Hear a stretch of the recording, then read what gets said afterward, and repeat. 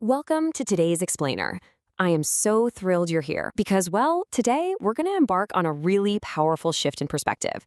We spend so much time analyzing data, looking at trends, and trying to figure out how to optimize our lives for success. But today, we're looking at the foundation of the whole shebang. We're going to completely redefine what it actually means to be wealthy. So get ready because the insights we're breaking down today, they literally have the potential to change how you view every single day you're given. Okay, let's dive into this. I want to ask you something, and I really want you to take a second and let it sink in. Have you ever stopped for just 1 minute? I mean, literally 60 seconds out of the thousands we get every day, and looked at your life strictly through the lens of gratitude. Not looking at what needs fixing, not stressing over your to-do list, but just appreciating it. Because, man, every day it's just so easy to get totally consumed by what we don't have, right? We just completely forget to appreciate what's sitting right in front of us.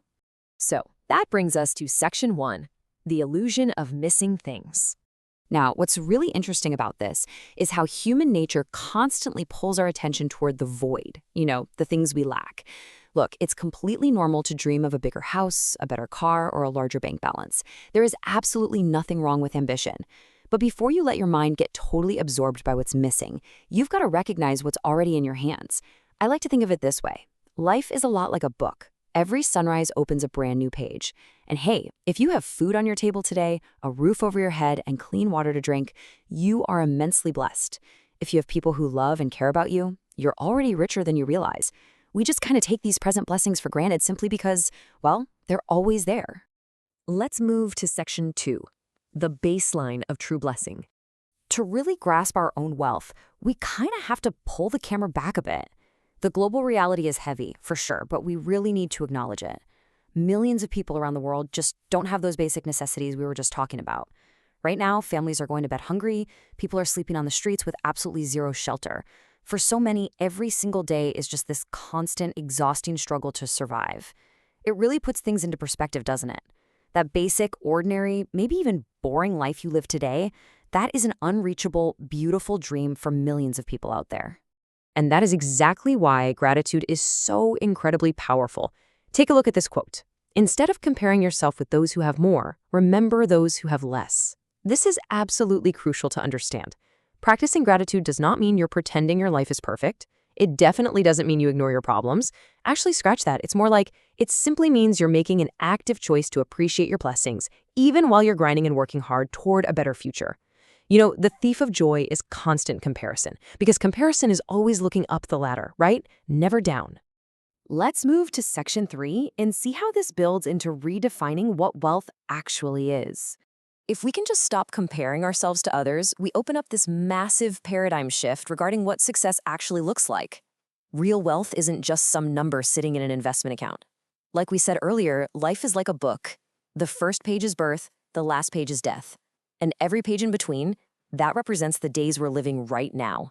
The way I see it from the source material, God didn't create us just to chase money, build bank accounts, or, hoard possessions. He created us to love, to serve, to show compassion, to do good, and to basically make this world a better place. So real wealth, it's peace of mind, good health, a loving family, and waking up every morning with hope. Money provides security, yes, for sure, but if you lack love, peace, and hope, you are completely bankrupt in the things that actually make the story of your life worth reading. Let's really anchor this down. Think about your health. I mean, truly, think about it. Many people would gladly give away every single thing they own just to feel healthy again. Think about your family. Some people out there would do absolutely anything, literally make any sacrifice just for one more day with loved ones who have passed on. Think about your opportunities. Every choice we make writes another line in our story, right? And the mere fact that you have another day means you have another chance to grow, to improve, and to write a better page. And this brilliantly illustrates the exact trap so many of us fall into. You can spend your entire life running on this endless treadmill, just chasing money. Sadly, a lot of us have kind of forgotten that deeper purpose. We run after wealth and status and completely neglect our character and our humanity. The sources suggest we were meant to run toward God, to love and show compassion. But instead, many of us are just running toward our bank balances. We've made money our final destination while forgetting the one who actually gave us life. It's a game you mathematically cannot win. But when you finally step off that treadmill, when you stop letting your happiness depend on what you don't have and let it grow from the blessings you already possess, that is where you find constant, grounded fulfillment. So, moving on to section 4, cultivating a grateful heart. So, how do we actually do this practically? It really boils down to this. Happiness is not about having everything. Happiness is about appreciating everything you already have. The data on human experience just shows us time and time again that the happiest people in the world, they are definitely not the richest. They're just the folks who wake up every single day with a grateful heart. It's an internal condition, not an external circumstance. And you know what? Building this internal condition is surprisingly simple. It starts the literal second you open your eyes. Here's the daily habit. Step 1, wake up. Step 2, before you grab your phone, before you check the news, before you start stressing about your email inbox, just ask yourself one very simple question. What am I thankful for today? It doesn't even have to be a massive thing. Maybe it's your family. Maybe it's your health, a job, or maybe it's simply just the chance to start over again today. So, the crucial point here is what happens when you make that simple step a daily habit.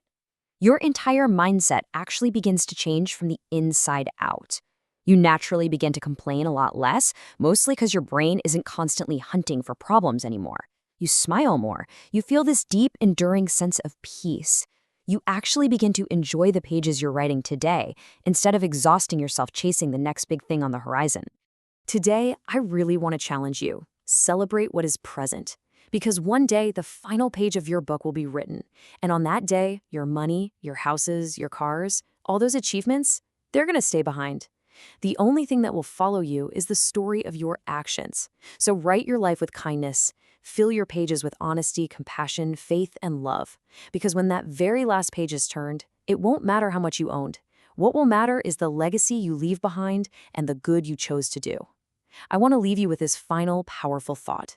Right now, someone, somewhere, is praying for the exact life you are already living. Thank you so much for joining me for this explainer. Turn the page with gratitude today, and I'll see you next time.